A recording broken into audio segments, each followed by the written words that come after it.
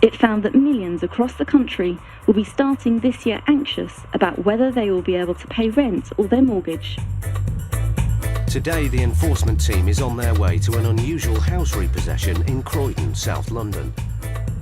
We're looking for 79. 79. There's one landlord and one property, but two sets of tenants are being evicted.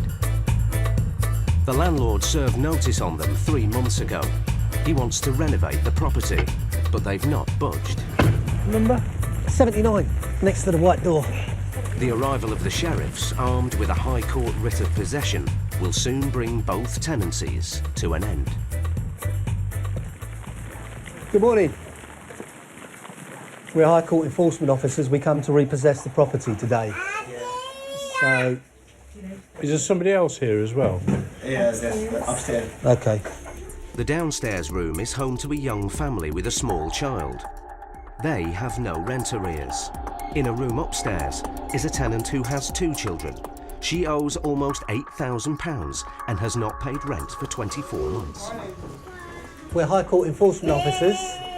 Wow. And we've come to repossess the property today. Okay, yeah.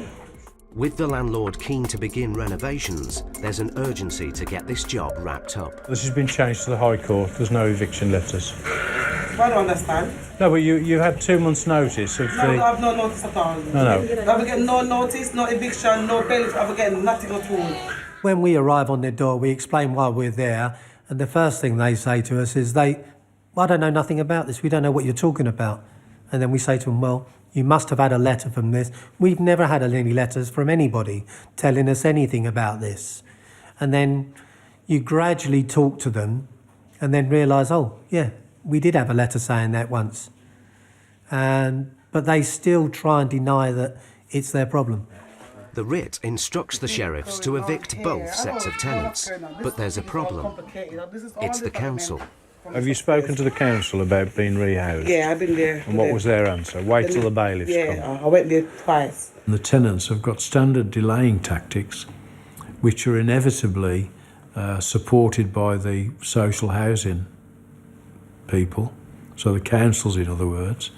So the minute the landlord wants his property back, the councils go into mode, stop the housing benefit, and immediately start to obstruct, so the entire system clogs up. Paul and Steve are encountering more tenants who are refusing to move because they believe the council won't give them somewhere else to live. The landlord has chosen to go to the High Court to get this eviction notice because we're quicker than the county court is. We're from the High Court? No, we're from the High Court in London. Right, and they use us because we're fast. And that is that the paperwork was signed off in the High Court yesterday, and we're actually here today.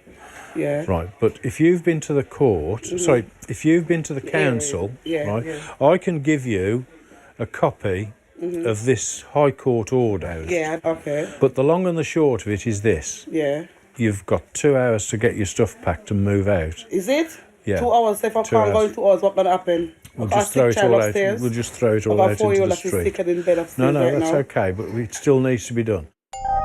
It's a tough stance, but Paul's motivation is that he wants the council to take action, so the tenants aren't left homeless. We are here to evict you today.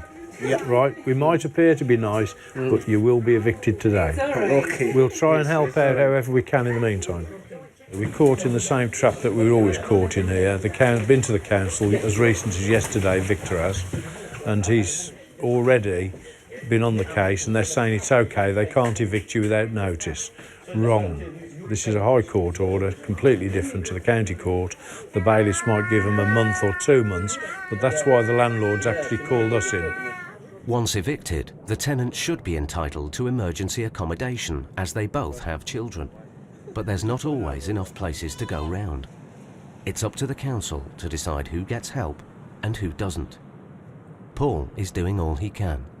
Victor, can you tell them it's important? Time is ticking away. When you go in there, say that, let's put a deadline on it for their purposes. At 1 o'clock, we're going to throw everything out. All right. Okay.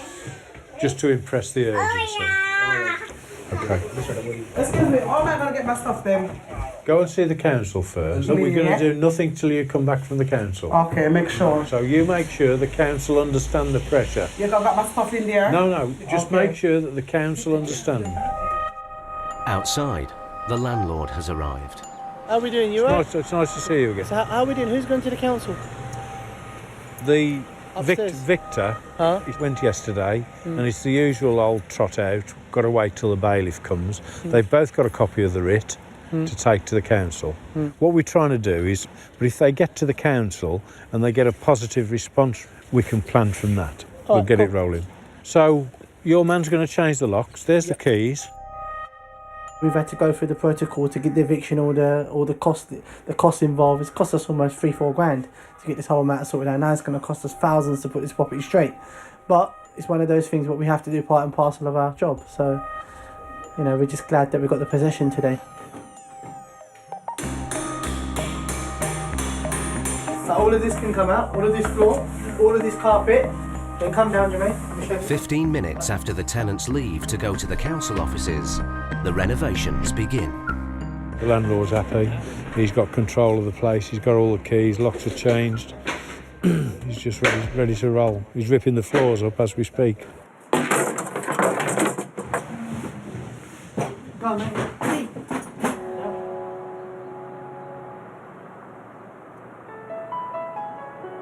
Early evening. The tenants' personal possessions are being collected. After many hours of negotiations, they've both been given emergency accommodation. If you look at the routine of a repossession, after we've overcome the first hit and we've repossessed the property, we change from like bastard enforcement officers into caring individuals, and we will then go to tremendous lengths to make sure that people are dealt with sympathetically. Paul's uncompromising approach left the council with little option.